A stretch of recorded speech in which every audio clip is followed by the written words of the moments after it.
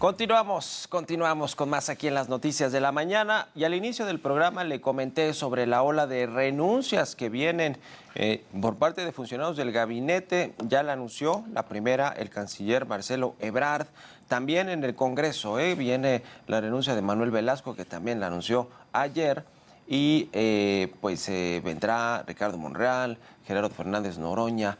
Y vamos a hablar de esto, de lo que significa el banderazo de salida para competir en forma por la candidatura presidencial del 2024 dentro de Morena. Vamos a platicarlo con Federico Berrueto, él es analista político. ¿Cómo estás, Federico? Buenos días.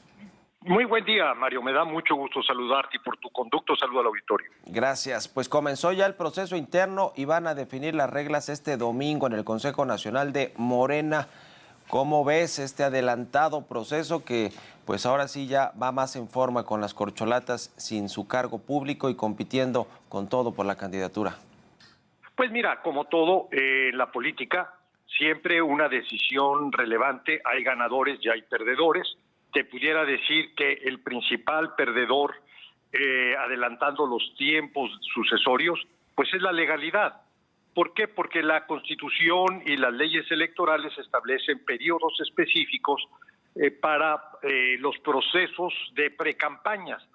Y lo que estamos es una anticipación de más de 6 meses y esto a su vez genera un problema de inequidad respecto a los candidatos de otros partidos. Vienen las renuncias, ya la anunció para este lunes Marcelo Ebrard. Viene la renuncia seguramente de Claudia Sheinbaum, de Adán Augusto López, de Ricardo Monreal, ya también lo dijo Manuel Velasco. ¿Quiénes van a sustituir, quiénes van a quedar en estas carteras importantes, hablando de gobernación, de la jefatura de gobierno de la Ciudad de México, de la Cancillería mexicana, y quienes acompañarán finalmente al presidente López Obrador en su cierre de sexenio? Es importante saber quién va a ocupar estos puestos, ¿no? Así es, sin duda alguna, y fíjate, sobre todo porque no lo van a ocupar mientras desahogan la campaña, sino ya de manera definitiva, al menos es lo que hemos escuchado de acuerdo a lo que ha trascendido. Quiere decir que quien llegue pues va a tener que acompañar, como bien dices, al presidente hasta el fin de su gobierno. Y como tal, nuevamente podemos hacer un balance de ganadores y perdedores. Obviamente, quien más gana es Ebrard, quien siempre demandó que hubiera en aras de la equidad una renuncia de todos los aspirantes. ¿Quiénes pierden? Bueno, obviamente pierde el presidente porque pues va a dejar desmantelado, al menos en relaciones exteriores, aunque tiene buenas fichas para cubrir, que son el embajador de Estados Unidos, Esteban Moctezuma, y el embajador en la ONU, que es Juan Ramón de la Fuente, pero digamos que de todas maneras Ebrard cubría bien esa base de acuerdo a los estilos y modos del presidente. Y desde luego también pierde el presidente porque su operador político, no solamente para los temas de política interior, recordemos que él fue clave para el acuerdo de Grupo México y era para muchos empresarios, digamos, una ventanilla, como lo fue en su momento Julio Scherer, para hablar y para negociar con el presidente de la República. Así que el presidente pierde a su operador, pierde Claudia Sheinbaum también.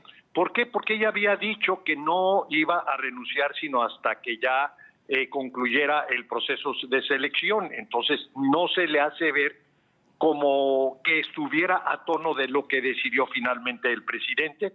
Pierde Ricardo Monreal porque su plataforma era el Senado de la República, con toda la visibilidad y todos los recursos políticos que le daba esa responsabilidad. No pongo en la lista de perdedores a Adán Augusto porque creo que lo que él gana es libertad.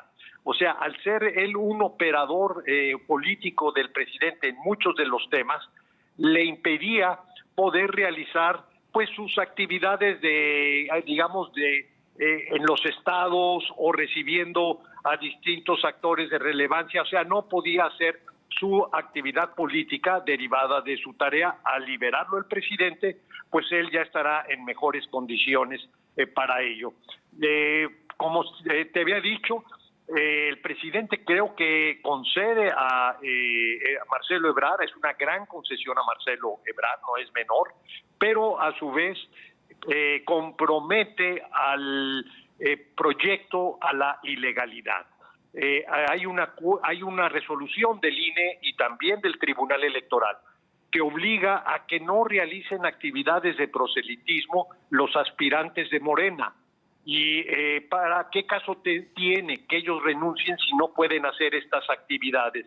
Quiere decir que hay más que un desdén a la ley, hay una confrontación a lo determinado por el INE y por el Tribunal Electoral. Y bueno, pues tendremos una actividad interesante por parte de ellos para poderse diferenciar un poco con las manos atadas, porque no va a haber debates, porque el presidente, al parecer, como trascendió del lunes, que no podrán convocar a medios hostiles a la Cuarta T, pero pues ¿cuáles son los medios hostiles a la Cuarta T? Prácticamente serían los medios independientes, que son buena parte de los medios. Pero bueno, ya serán cosas que conoceremos a detalle el domingo, y desde luego un asunto que nos va a ocupar mucho es cómo van a reacomodar las fichas en el gobierno, quién va a ser el canciller y quién va a ser el responsable de la Secretaría de Gobernación. Sí, y el hecho de que sea una renuncia definitiva y que no regresen si no son los elegidos, es para que acompañen a quien va a ser el candidato o candidata, ¿no? Porque ya lo vimos, los puestos que tendrán estas corcholatas que no sean las afortunadas de obtener la candidatura, pues obtendrán cargos como la presidencia del Senado, de la Cámara de Diputados, suponemos la coordinación de los legisladores morenistas, un puesto relevante en el gabinete, en fin, todo esto que ya se ha manejado en los medios y que supuestamente trascendió y se dijo en la cena del lunes del presidente López Obrador con los morenistas. Ahora, ¿cómo ves a los otros partidos? Porque está entre los legisladores que van a ir al Consejo Político del domingo y que van a pedir licencia a sus cargos. Está Manuel Velasco, que es del Verde Ecologista. Ayer estuvo Claudia Sheinbaum en una reunión importante de este partido y allí pues le ofrecieron su respaldo, su apoyo, los del Verde. ¿Qué está sucediendo con los partidos satélite a Morena o las veletas como es el Verde por definición, Federico? Bueno, mira, en primer término queda claro no solamente digamos, de lo que es propio de la política, sino como evidencia del proceso electoral reciente, de que Morena o el presidente necesita del Partido Verde y del Partido del Trabajo.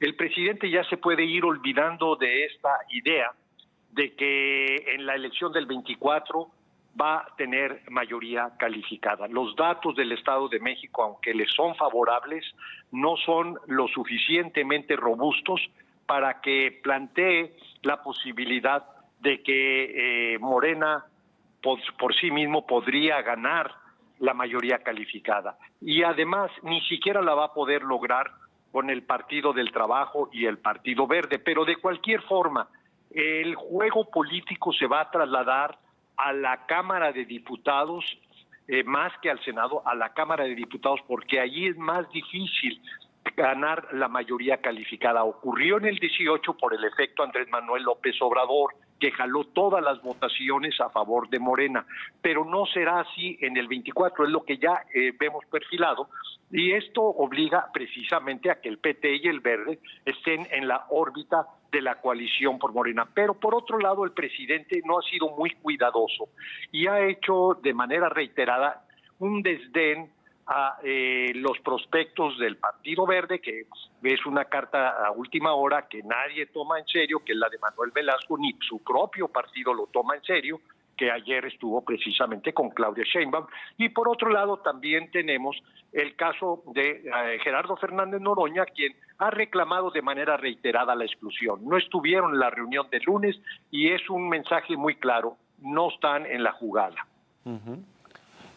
Pues sí, la verdad es que con todo y todo, digamos, obviamente no va a ser Manuel Velasco la corcholata de Morena, ¿no? Alguien de Partido Verde Ecologista, pero va a jugar sus cartas y me parece que las jugaron relativamente bien en el Estado de México con Morena, porque pues sacaron bastantes votos, ¿no? Los del Verde. No, mira, qué bueno que lo mencionas, Sí. qué bueno que lo mencionas. Hay una confusión. En el caso del Estado de México, los votos fueron definidos por convenio, no por boleta.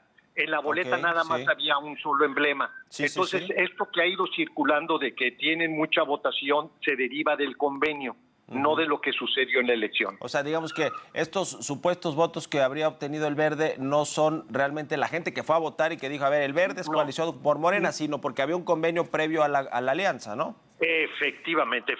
Había un solo emblema, recordemos, para Maestra Delfina, no había emblemas por partidos. Sí, como fue el caso, de la coalición de PAN, PRI y PRD, que ahí sí se supo quién votó por PAN, por PRD y por el PRI, ¿no? Y ahí sí se pueden repartir bien las culpas.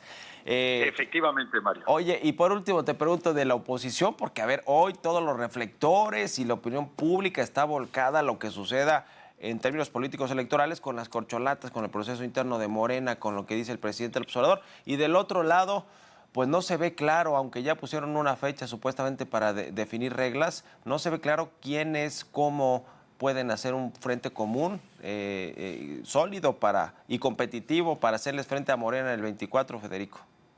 Pues mira, se están viendo mal, se están viendo fuera de tiempo, pero si seleccionan un buen método que le permita primero debatir, que es lo que no va a ocurrir con los aspirantes de Morena, que puedan ir a los estados, pero de manera conjunta, es decir, que no vayan cada quien por su propia cuenta, que haya una fórmula muy confiable del registro de lo que son los votos que definirán la candidatura, jugar desde mi punto de vista a dos vueltas.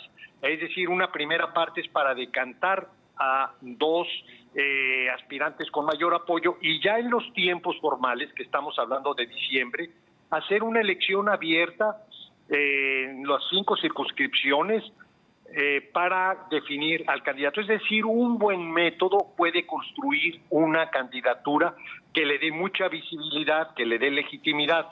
Pero bueno, es una apuesta que requiere ante todo, sobre todo en estos momentos, que quien organice sea un directorio ciudadano. No lo pueden hacer los partidos, porque los partidos, una vez que se involucran a ello, van a estar en la ilegalidad. ¿Por qué? Porque hay periodos de precampaña y porque el gasto de los partidos debe estar controlado, autorizado, supervisado por el Instituto Nacional Electoral. Si fuera un directorio ciudadano, no tendrían esta restricción. Ya.